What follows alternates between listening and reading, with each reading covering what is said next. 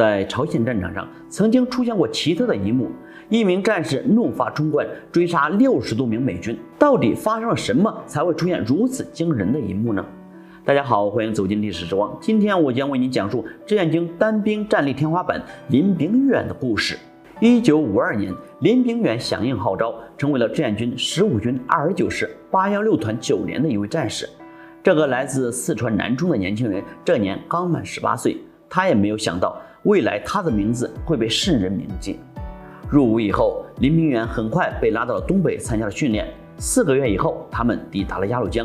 行军时间在半个月以后，大家才终于抵达了上甘岭的后方。当时距离上甘岭主峰还有70-80公里，路边根本都看不到房子，到处都是飞机炸过的大坑。白天美军的侦察机和轰炸机就从头顶掠过，大家连背囊都不敢解开，只能靠在地上休息。正式进入战场后，林炳远被上级安排到炮9团当通讯员。连长说他个子太小，扛不动炮弹，干脆回国休息吧。这句话给林炳远带来了极大的触动，他想着自己一定要做出成绩来证明自己。后来，林炳远又被派去挖坑道，那个时候他距离上甘岭也只有20-30公里的距离。1952年10月14日，上甘岭战役打响，敌军从一开始就摆出了大阵势。连着2天，敌人都对阵地开始高强度的炮轰，还有绝对的空中优势。最初的战斗就已经体现出了上甘岭战役的惨烈程度。第一天炮击的总量就已经超过了32万发，第二天还能保持20多万发。战军基本上是白天丢失了表面阵地，然后利用夜色的掩体再奋勇夺回。林炳远也全程参与了夺回597.9高地的行动。此时，中美双方一直在表面阵地拉扯。在猛烈的炮击之后，上甘岭战役进入了第2阶段。敌军再度占领了表面阵地以来，采用了毒气弹、铁丝网、炸药包等行动封锁坑道。志愿军主要采用了坑道战的作战模式。林炳远等人在此时要经受着巨大的压力。这些坚守坑道的部队异常艰苦。原来一个坑道里面会提前准备好20多天的水，还都是以连为标准准备的。为了接水方便，水缸通常就直接放在坑道口。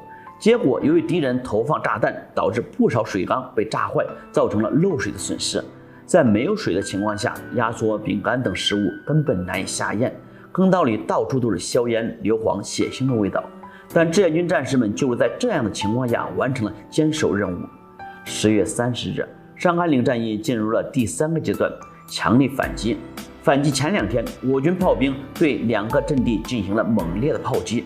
30日12点开始，志愿军以榴弹炮向敌方阵地炮击了20多分钟，之后又利用山炮、榴弹炮等向敌军发动了反击。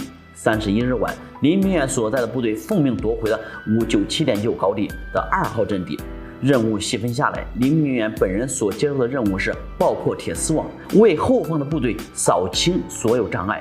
因此，在我方炮火的掩护下，林炳远和战友一同向敌方阵地摸了过去。在成功开辟了一道通道后身后的战士们猛然的冲锋陷阵，歼灭了敌人的有生力量，圆满完成了任务。不过，已经丧心病狂的美军并不愿意就这样罢休，他们也随即采取了密集的进攻和火力打击。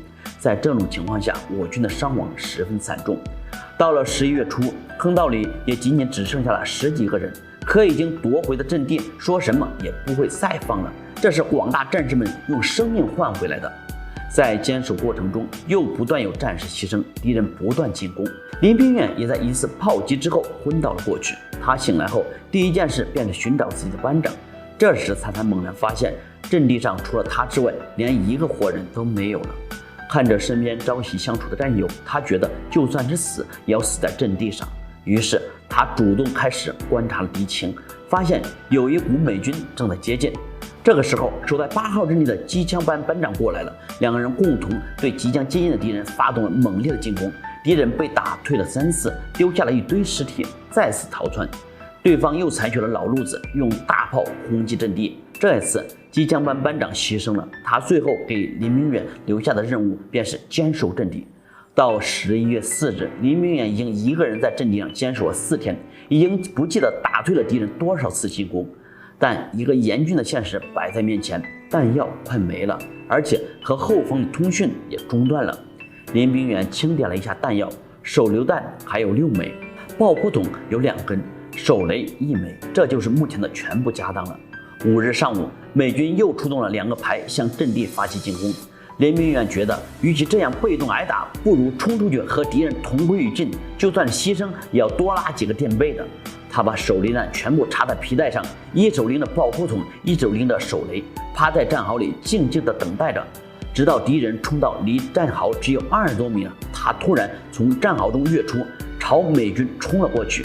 这冲天的杀气一下把美军给镇住了，几十人竟然都忘记了开枪，只看到一个人手握爆破筒径直冲了过来。前面的美军掉头就跑，后面的也不知道发生了什么，也跟着跑了起来。60多个人被一个人追得漫山遍野的跑，这一次进攻就这么戏剧性的被打退了。打退敌人的林明远并没有回到阵地，而是找了个雨沟躲了起来。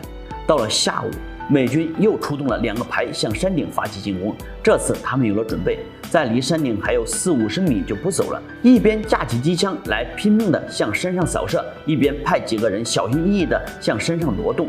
躲在雨沟中的林明远瞅准机会，突然从后边扔出一根爆破筒，正扔在了美军中间，一声巨响，顿时炸倒了一片。接着又扔出了几枚手榴弹，一下把美军炸了个人仰马翻。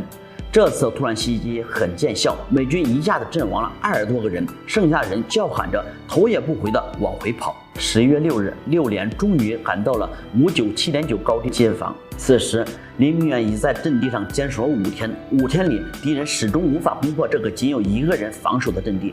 据战后统计，在整个上甘岭战役期间，林明远消灭了140名敌人。